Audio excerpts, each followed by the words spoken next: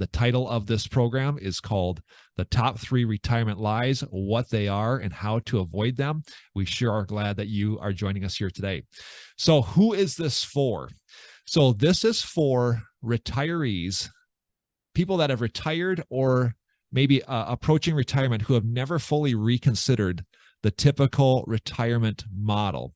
And whether you are just retired or have been retired for quite some time, you want to make sure that you want to have the best shot at the best retirement. If that's kind of where you are with your retirement walk, then you have come to the right place.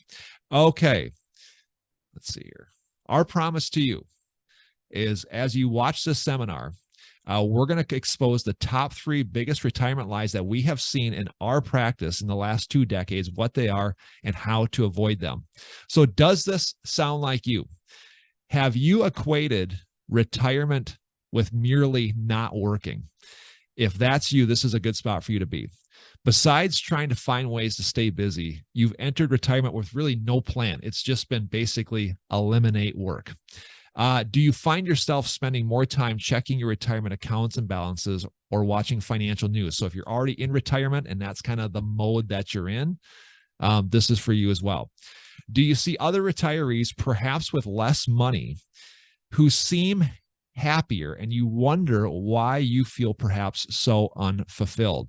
Do you feel like you have more to offer the world? Like this is there's more to this. You have more to offer your kids and grandkids, but you've convinced yourself that you don't know how to plug in or how to impact that.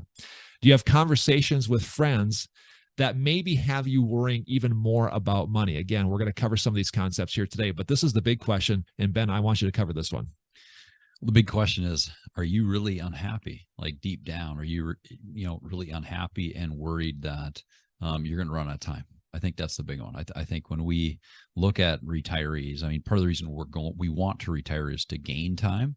But I think in the end, many of them actually become kind of unhappy that they're running out of time. Yeah. There's definitely this sense of like, I know this is kind of quote unquote the final phase.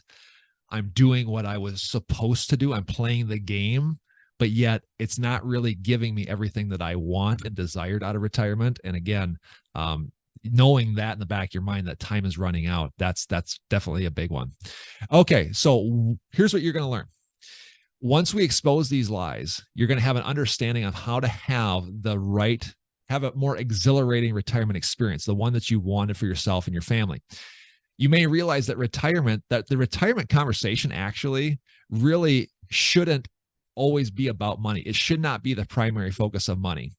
And you may understand that you have power and potential to offer this world. That's going to be a big one. We're going to talk a lot about that today. And in fact, that is embedded in one of the lies here today. So if you believe that this is kind of now kind of the end, so to speak, and you feel like you have more to give the world, again, that's one of these lies that we are going to really debunk here today.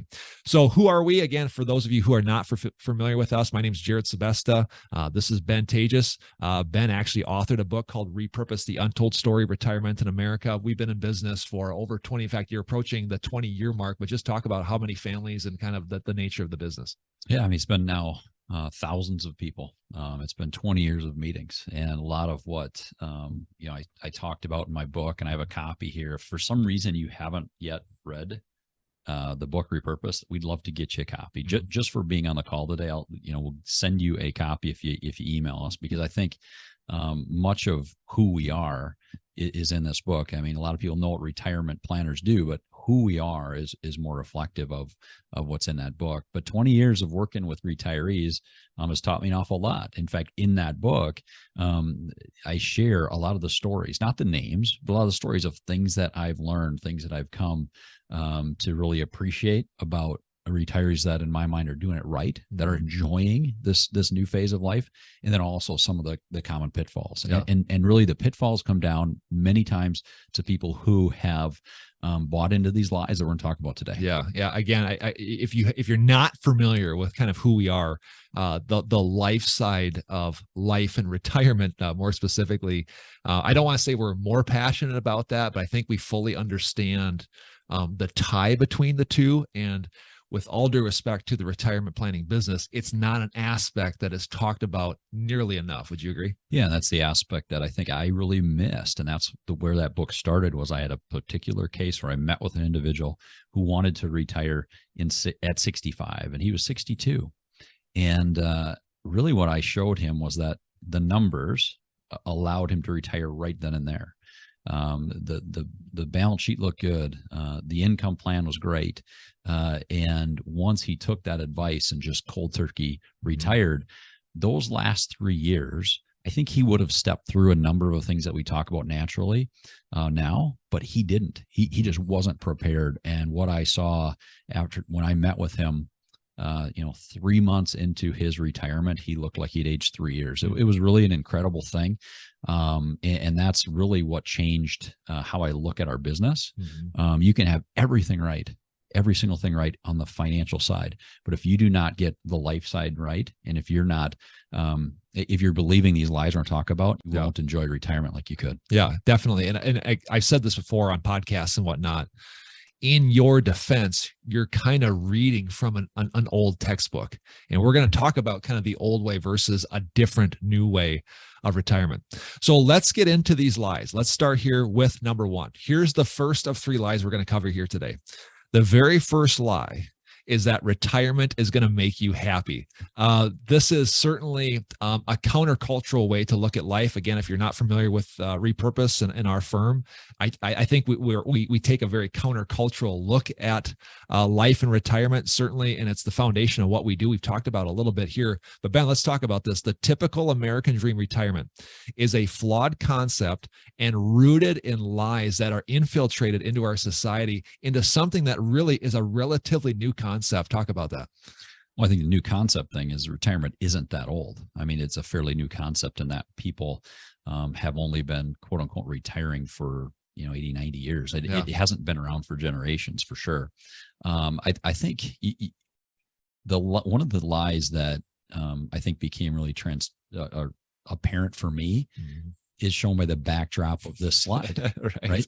Excuse me. You look at those two individuals, both retired, and their feet are firmly in the sand. They've got sand between their toes. And I can remember meeting with a client shortly after their retirement, and they actually brought that to my attention. I mean, I thought that, but he said to me, he said, Ben, I don't even like the feeling of sand between my toes. Like, I hate it, but yet my entire life I've been told, like, I got to look forward to that. And now I'm like, I don't think that's me. That isn't something I want to do. Yeah. It's when this hit me, I actually brought this picture to you one morning when this kind of aligned for me, and it clicked. And I saw this picture because if you Google retirement, this is what you're going to get. If you look at pretty much any marketing collateral for retirement, this is the imagery that you get. It's what we're sold in society. And I said to this, I said, Ben, you've helped, literally hundreds, perhaps thousands of people and families do this. How many people are actually doing this? And I remember very vividly, you said, none. I mean, there might be a few. I mean, don't take me wrong.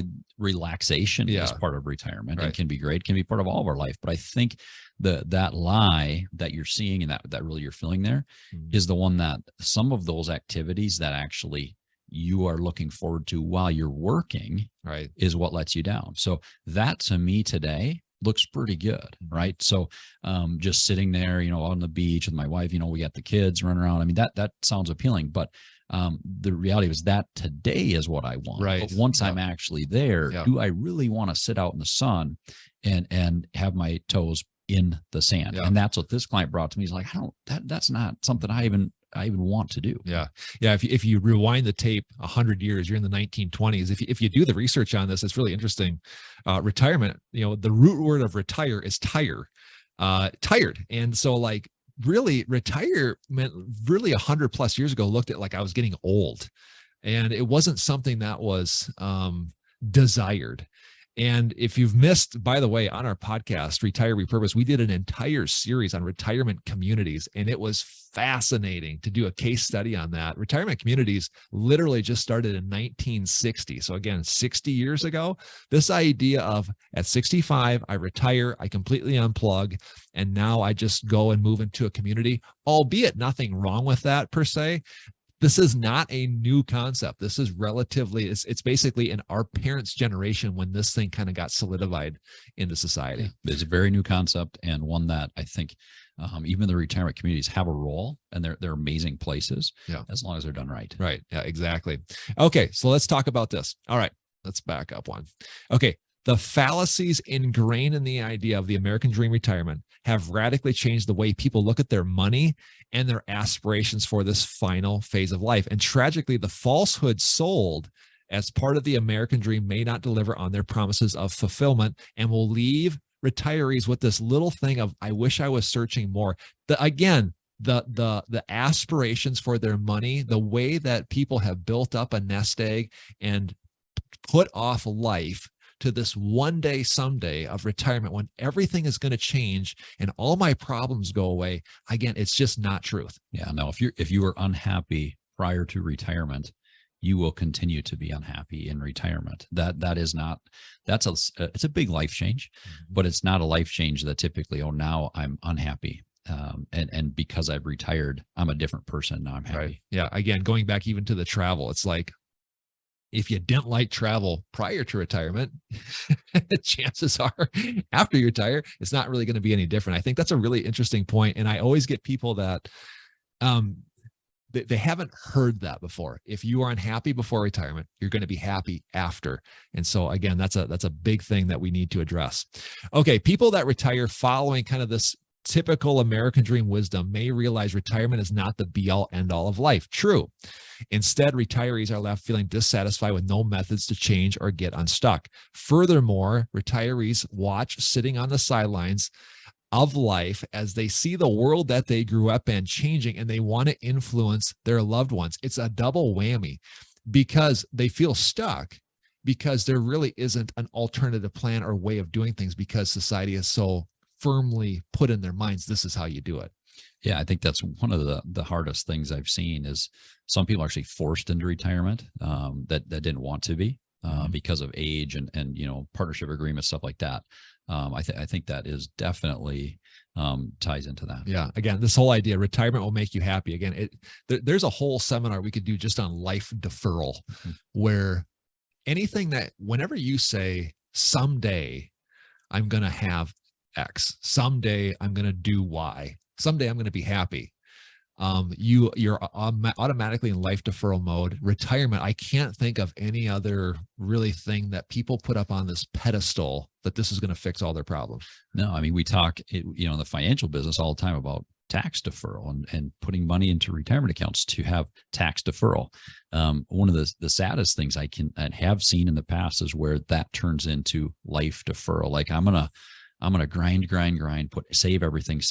And then someday I'll be happy. Someday I'll get to spend that. Someday I'll enjoy my life. And most of the time that ends up with people looking back with regret. Yeah. That's a great point.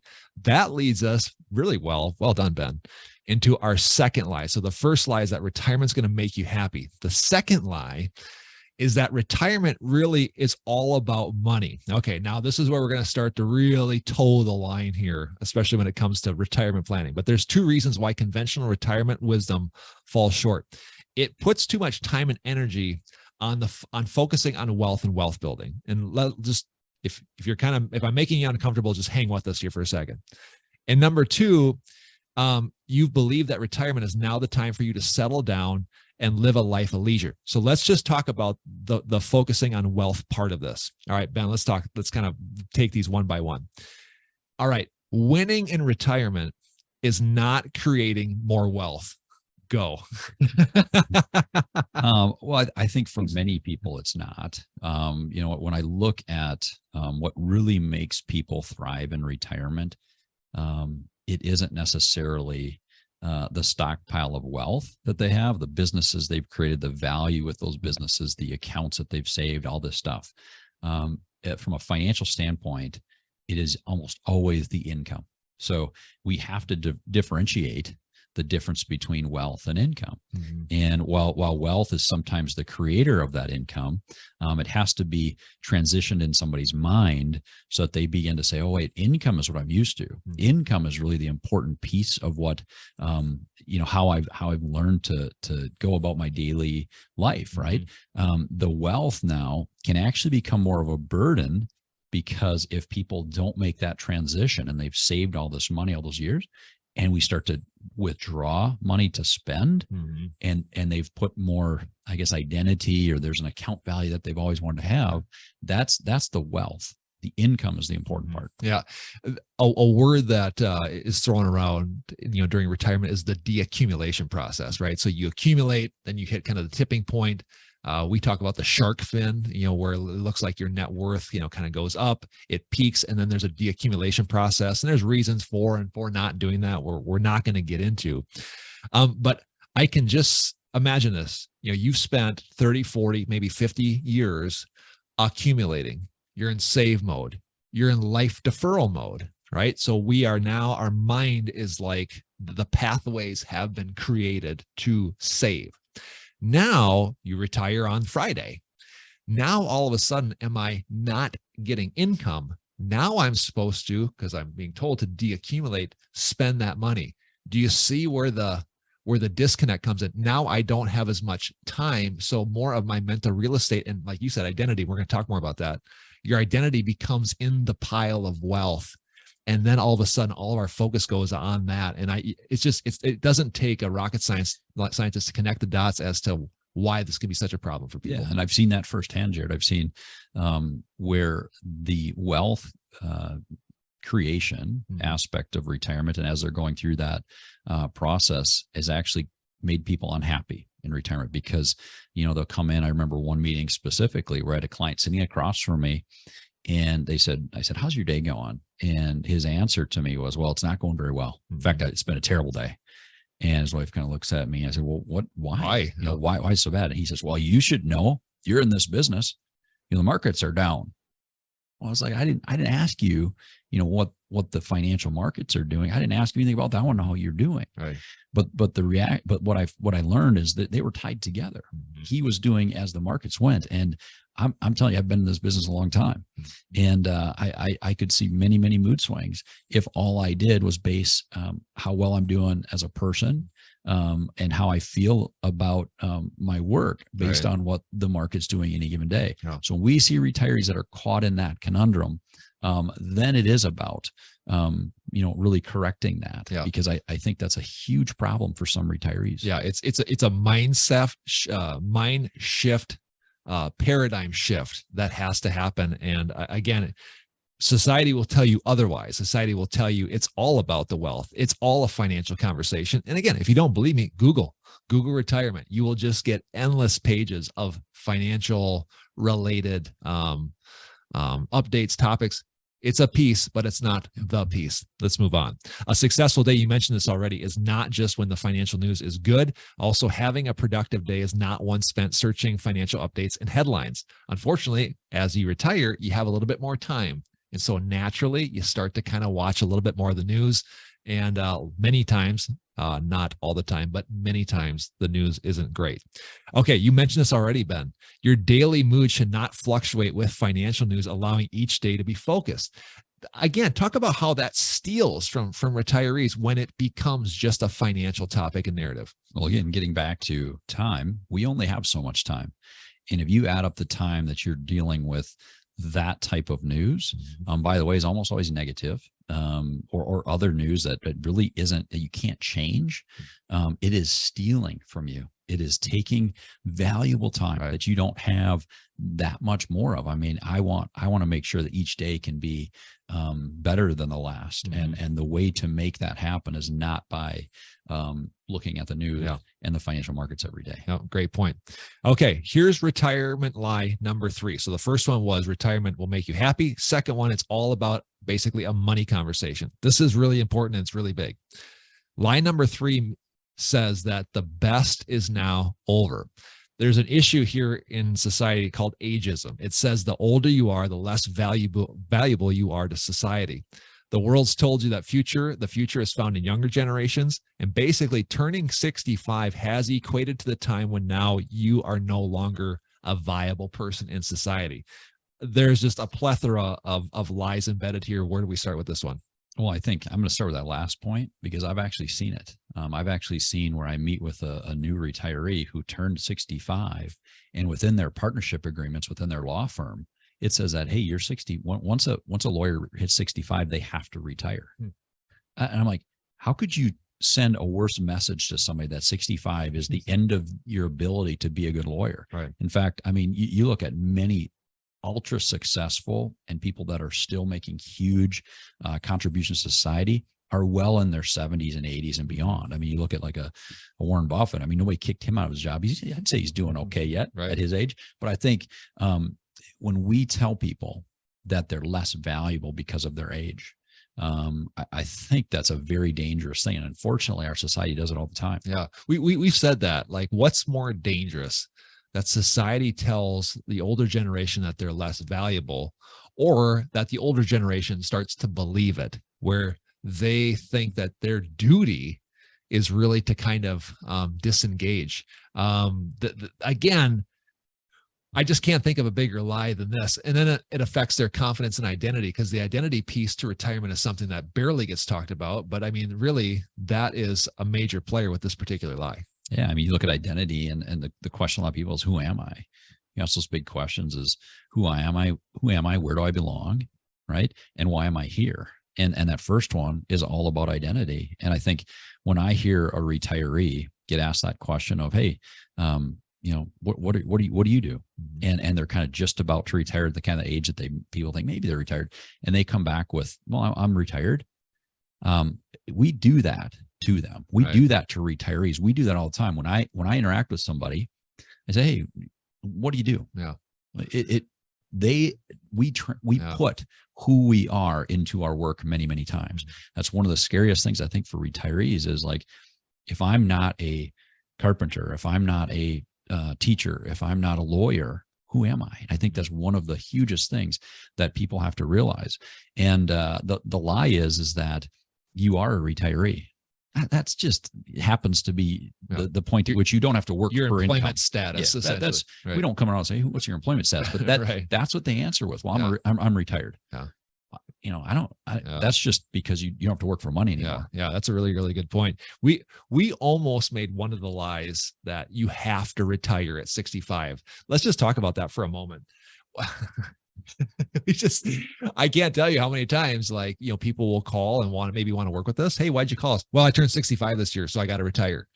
And again, that's not the time to bring up this lie, but man, there is so much deeper conversations that needs to go into that particular statement. It might be forced, like you've mentioned, but I do think that we are conditioned by society that now all of a sudden it's just time for me to move aside, and I don't have to, or am obligated not to add any more value. And that's just not how this game is played. No, in fact, it should be the exact opposite. You know, I love working with many retirees because I get to see the incredible value and what they are still doing in communities, and what they're still doing in their families, and what they can offer. If they haven't bought this lie, man, it's amazing. Just watching really plugged in retirees that haven't stepped away make a difference, because they're the people that we need more of in our country, in our world, in our communities right now. We need more of that age, because you've lived some of the things that we haven't. You've experienced them, and you've had, 30, 40 years to get a certain skill, whether that be through work or hobbies, whatever it was. But there's things that you have that we don't, and we need them, and we're better for them. So in no way should we ever look at retirement as like, the best is over, I've got to move out of the way, let the younger people do it. We want retirees to be engaged, part of society. And if they're not actively working for an income or not, that really doesn't make any difference to me, or if they're 65 or if they're 72 or if they're 58. It's all about adding value to the people around you. I think this lie is very subtle. I would venture to guess, Ben, and all the people you work with, very few people have come in and been like, you know what, I'm turning 65 and the best is over. It's not ever really verbalized, but assumed, and it's under the table, embedded in kind of these fallacies, right? Yeah, I think people start to believe that about themselves. I don't think anybody's ever come out and say, you're not as valuable because of your age, but there's a lot of little hints in society that tell them that, and that makes people start to believe, like, I'm getting older, so I'm less valuable, even if we're not coming right out and saying. Yeah. So the 3 lies we're debunking today: number 1, retirement's going to make you happy. Number 2, it's primarily a financial conversation narrative. And then number 3, the best is over. So let's talk about what the solution is. So if you're familiar with our platform and our firm and the things we talk about this repurpose process, and retirement planning, for the most part, has good intentions. The problem is, because of the lies and maybe reading from the old textbook, a lot of this wisdom actually may perpetuate a massive problem. This process is a powerful way to really take a person's entire self experiences, exemplify them into a more powerful and fulfilling retirement type of experience. And it does this while making the best impact. So it's like a triple whammy. You win, your family wins, society and everybody else around you win as well. So let's talk about this old way for a second, because Ben, we talked about how, like, a lot of people maybe are reading from this old textbook. If we had to basically lay out what the old way of doing retirement or retirement planning is, this is how we would, how we'd express that. You're going to have regular meetings about finances. You're going to watch free financial seminars, which ironically, this one's free and it's a financial seminar, but they're trying to sell you something. I promise you, we're not trying to sell you anything here. This is just to help you understand your retirement more. You're monitoring retirement accounts frequently, if not daily. You're watching more news, especially financial news on TV. You're having financial conversations with friends. And then, you've probably inherently know or heard this from one of, maybe a professional in your life, where, you gotta get plugged in a little bit. You gotta, maybe now this is going to be a great time for you to volunteer a little bit, get involved with church, maybe do some more yard work, get whatever, do the things that you didn't do, which isn't bad advice. And then if you really want to have like the quintessential retirement experience, you get an RV, you travel more, you buy a second home. Now, if you do all these things, just maybe you're going to have the retirement that you want. What we have seen, though, is that doesn't always come true. We call this the I'll figure it out method of retirement. And Ben, like we said, there's nothing wrong with any one of those things, but it may not really truly give you what you're looking for, because it doesn't really take into account the whole person. Yeah, none of those is a plan. I mean, they're all just little things that may or may not help and may or may not apply, right? Mm-hmm. In order to have a successful retirement, you need a non-financial retirement plan. Yeah. I think that's really what we're talking about today, is the certain things need to be in your life. You got to look at life a certain way in order to make your retirement all that it can be. And I think the best way to do that is through this repurpose process. So let's break this down, what this looks like. The very first thing that we will address with people when it comes to retirement, even though you could argue it's maybe not, it's an important piece, but not the most important piece, or at least not the only piece, is basically the treasure part, or the money part. Having a sound retirement plan, vital for retirement. But a bigger issue is really trying to resolve this money disorder. We haven't talked about that yet in this particular seminar, but describe what that money disorder is.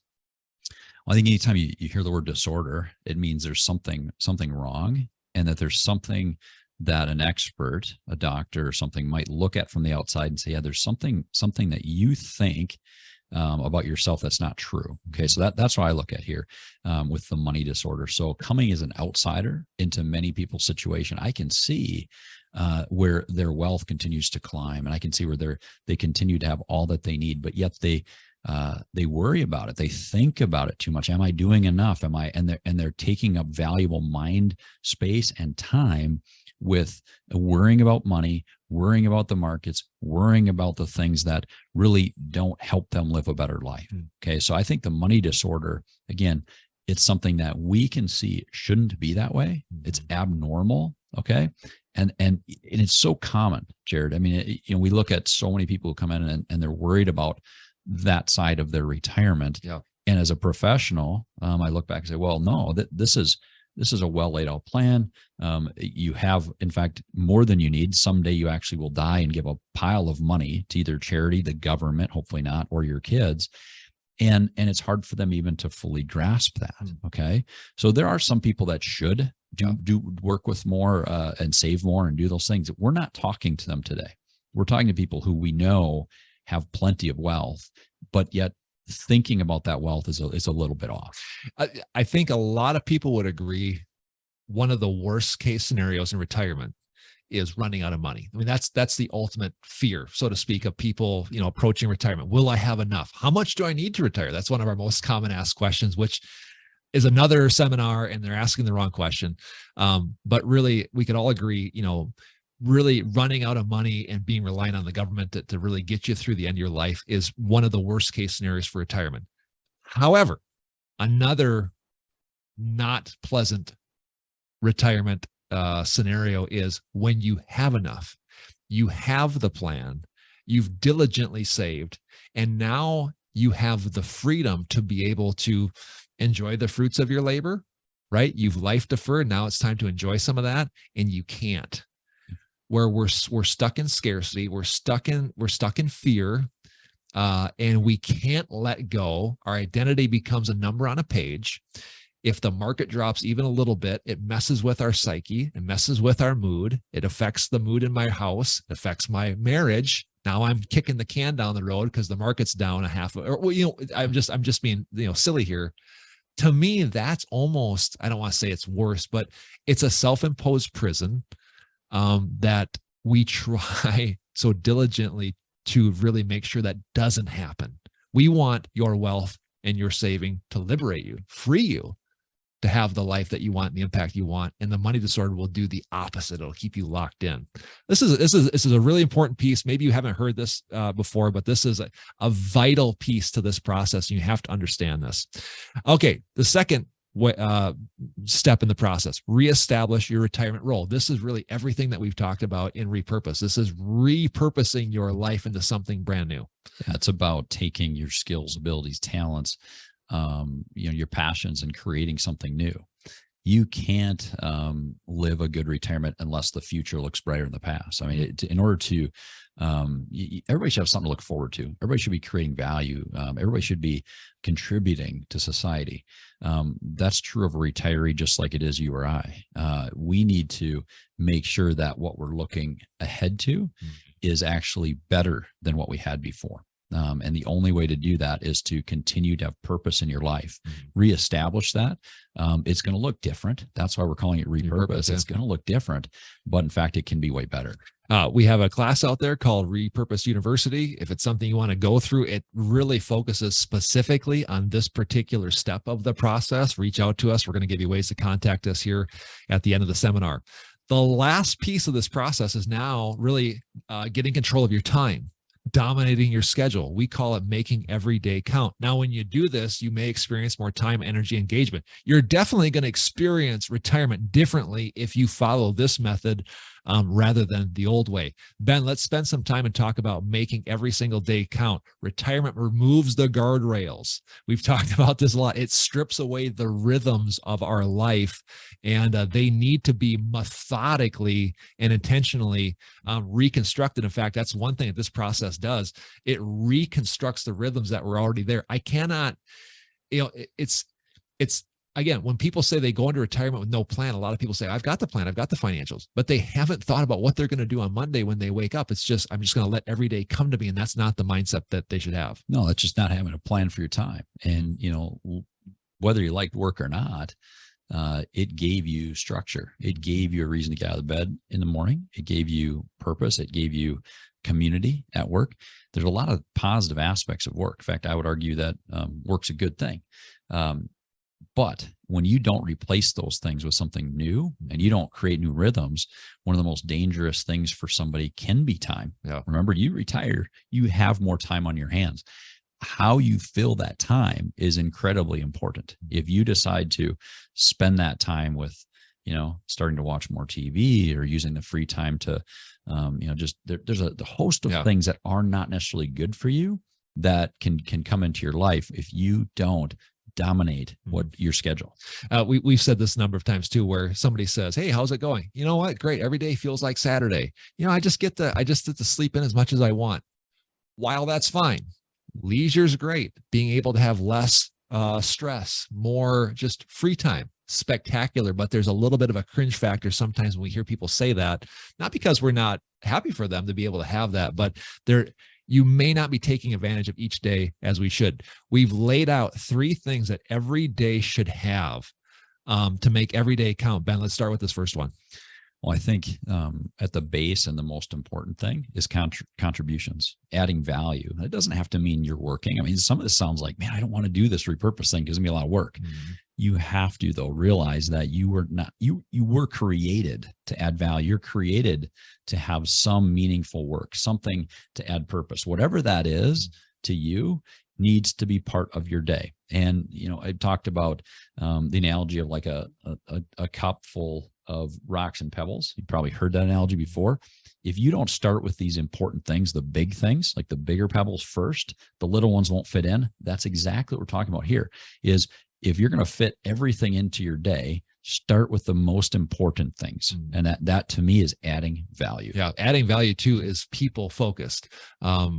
So again, you may think like, well, I've got to go volunteer that day. And you might, that might be part of it, but part of it might be reaching out to an old friend, talking to somebody who needs encouragement. That's a contribution. When you look at people as the ultimate capital in your life and you have the ability, I don't have to go get a job to go add value. It changes the way you look at this adding value and working in retirement. Now, on the flip side of that is fun.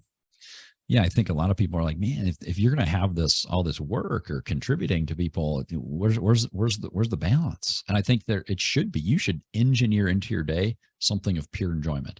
I think a lot of people that are retired have in the back of their mind like thought, someday I'm going to do this, someday I'm going to do that. You've had this life deferral. This is the time, and it should be in all of our days. Some laughter, some enjoyment. So it's more than just, again, trying to fill your day with something. It's you have to engineer fun. Yeah. Again, having some busy work, yard work, things like that, that's all part of it, but it can't be the part. And I think that's the point we're trying to make. Now, leisure, some more sleep, again, not having to wake up to an alarm, that's all a part of it, but there's a caveat to that. It's earned rest, right?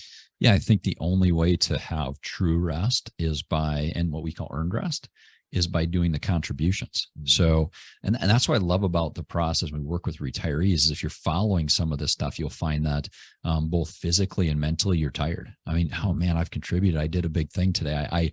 I felt better about myself. I was able to rest. If you're a high achiever, certainly you have to continue to watch all of these areas because one of the hardest things for a high achiever to do is actually to rest and to say, okay, I mean, God did that. You look at 6 days, one. I mean, there's a rhythm to that as well, but earned really good rest, the kind where you're just unplugged and having good leisure time as well as good sleep. Yeah.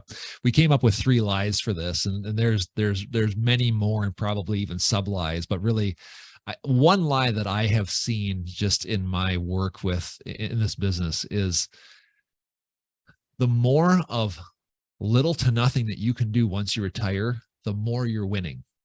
The more just pure leisure where I don't have to do anything, the more of that you have, the more you're winning in retirement. And again, nobody would actually say that, but it's kind of assumed by how people can live this out. There was one time, and I mentioned this on our podcast, but there was one time I spoke to a group of retirees, and I was going to give a talk similar to this, and they didn't really know what was coming, so I was like, buckle up.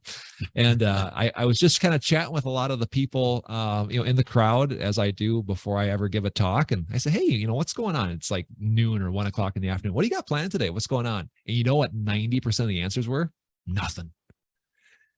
Again, I understand the attraction, and I'm not suggesting they're bad and doing life wrong, but life just can't be filled with nothing. It has to be filled with something. It needs to be adding value. It needs to have people. Should be fun. It should be relaxing, but there needs to be that earn rest piece, and it's really so important. Okay, so we've covered the 3 lies. We're going to wrap this up here in the next couple of minutes.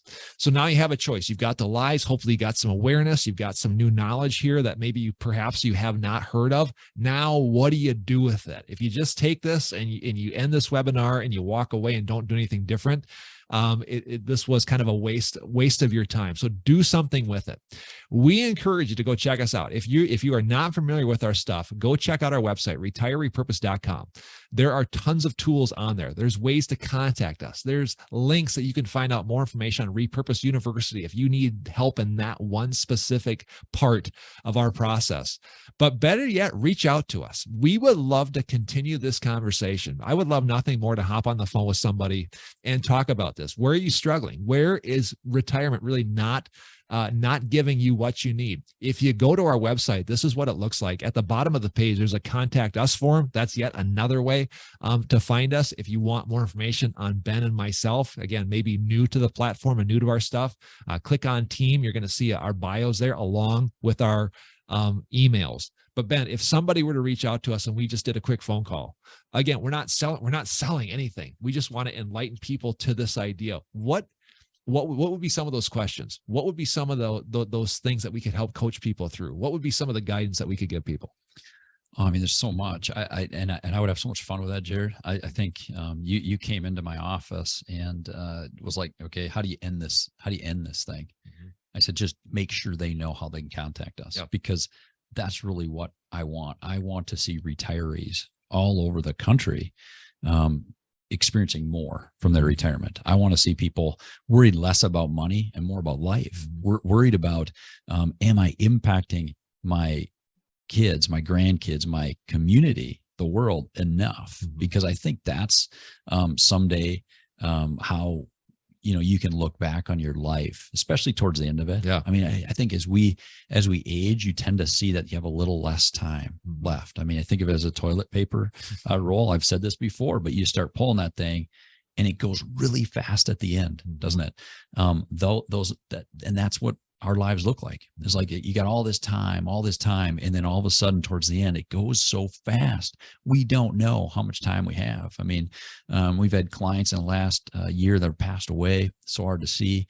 We've had family members, et cetera. But I think because we don't know how much time we have, we have to make the most of what we've been given. We have to steward well, both our time, our talent, and our treasure. So we'd love to have those conversations. And I think, that last slide tells the story. We absolutely need more of this age group, the retired age group, to be doing more in our society. Yeah, I would say, Ben, our parents are of this age group. And I would tell you, at any phase of my life, especially now, I welcome that wisdom more than ever. And again, you have to understand how powerful you are. Now, the lie is you're not powerful. You're getting older. The best is over. Really just focus on your money and yourself and just go do your thing. And we think that is just a lie. And the lie is pulling you folks, especially you retirees, again, we're talking to you, out of society. And while having some rest and relaxation and more free time is wonderful, we want to get you guys engaged. And our generation is actually calling on you guys to engage with us, because it's really what is needed. Yeah, if you look at the world around you and you start to feel like this is not the world that I hope to leave, some of that is on you. To be honest, I mean, it's on us too. But if we're looking around like, I don't like what I see, then you have to step in and do something about it. This generation we're talking to today, has more wealth and of course more time, because they're like we said, we got newfound freedom of time, and they have more talent than any other generation in history.